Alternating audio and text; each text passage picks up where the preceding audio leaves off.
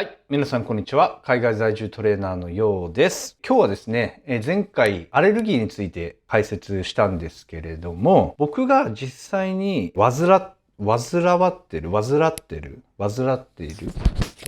いるアレルギー反応というか、悩まされている症状について、解説していきたいと思います。皆さん、コリン性湿疹って聞いたことありますかね？僕は実際にお医者さんからこういうふうに診断されたわけではなくて、お医者さんはわかんないんですよ。僕、日本のお医者さんにも行ったし、アメリカのお医者さんにも行ったんですけど、原因がわからないと言われている症状です。でも僕がインターネットで調べまくってたどり着いた、これなんじゃないかっていうのがコリン性湿疹っていう、病気です。どういうものかっていうと、とにかくその体が温まる。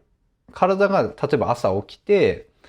活動し始めますよね。階段登ったり降りたりして、うっすら汗をかくような場面で体温が上がって、そこで全身に痒みが走ります。特にこの体幹部ですね。だからお腹とかこの背中周り、特に体幹部を中心に、イメージで言うと、剣山ってあるじゃないですか。生け花とかで使う剣山で、全身をチクチク刺されてるような感覚が襲ってきます。で、これじゃあどうなると消えるかっていうと、汗をかいて、汗を出すと収まるんですよ。なので、最初だけしんどいんですよ。だから朝起きた時が一番辛くて、で、そこから体が温まって汗ができちゃうと、汗が流れてくると痛みが引くんですね。だから本当に10分、15分ぐらいが一番しんどいんですけど、汗かいちゃえば収まるっていう不思議な症状です。で、朝汗かいちゃえば、その次の朝まで何も問題なく生活できます。いくら体温が上がろうが、汗をかこうが、汗をかかまいが、痒みっていうものは一切ないです。前にプロテインの過剰摂取について動画を上げた時にたくさんコメントもらったんですけど、その中でも何人かいらっしゃって、プロテインを多く取るようになってから、プロテインパウダーを取るようになってから、トレーニング時に痒みが出て、トレーニングどころじゃなくなりましたっていうコメントをいただいてて、僕だけじゃないんだと。そういう方やっぱりいらっしゃるんだなと思って、僕も特にプロテインパウダーを取ってる時期、それも、ホエイですね。ホエイに限ってですね。ホエイを取ってる時期。あと、卵を食べてる時期。あと、乳製品を多く取った時期に関しては、もう症状がもっとひどくなってて、体感としてですね。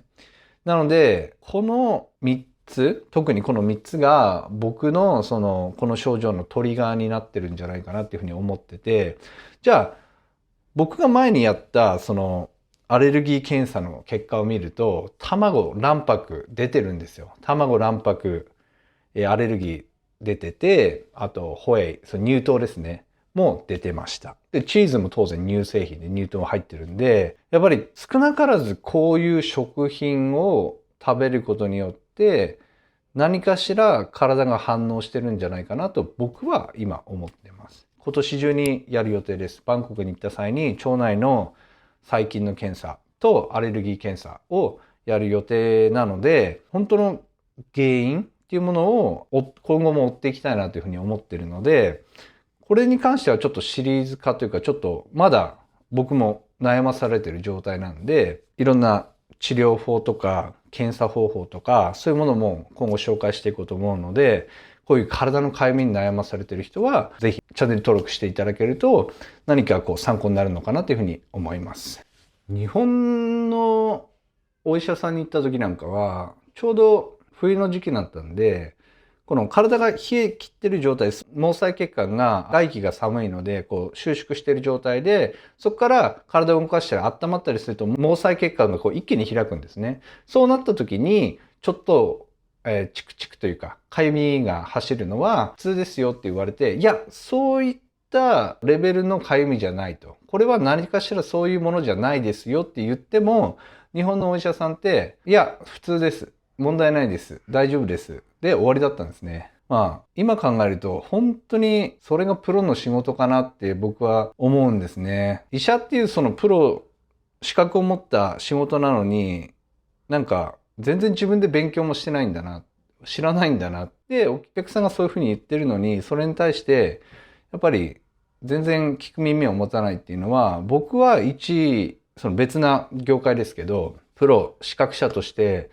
本当にプロって呼んじゃいけないなっていう。これすいません、これ僕の愚痴になっちゃうんですけど、プロって言うんだったら自分でもやっぱりしっかり勉強して、知識をアップデートしてて、お客さんの話を聞いて、で、一緒に問題を解決していく。っていうことができないのであれば、それは僕は本当にプロなのかなっていうふうに思います。で、僕が最初こうなったきっかけは、学生時代ですね、20歳、21歳ぐらいの時に、カナダに留学をしてまして、で、カナダで生活するようになってから、症状が出ました。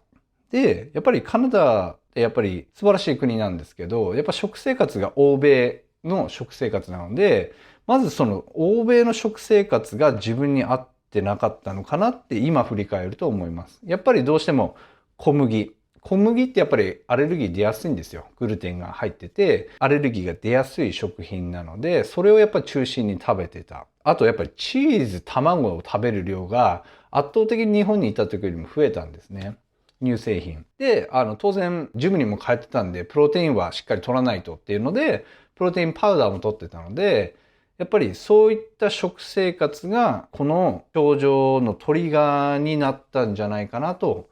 僕は今思って、今もちょっと研究というか、何が原因でどうしたら良くなるのかっていうのを、今探している状態です。今は、正直言うと、そんなにストレスなく生活できるようになってて、なぜかっていうと、今住んでる国がもう一年中30度以上のような暑い国なんですね。だからもう外に出たら、すぐに汗がかけるような状態になってるので、汗一回かいちゃえば、もう、一日中かゆみに悩まされることはないので、こういうあったかい気候っていうのは僕にはすごい向いてるなっていうふうに今思ってます。これが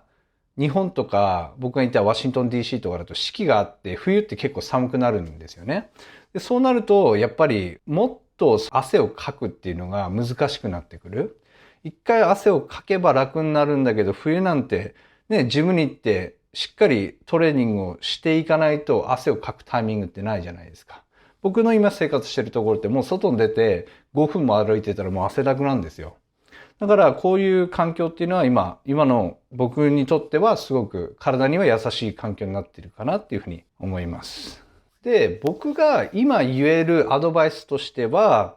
アレルギー検査を受けてもらって、で、アレルギーレベルが高い品目をちょっと避けて食事をとってみる。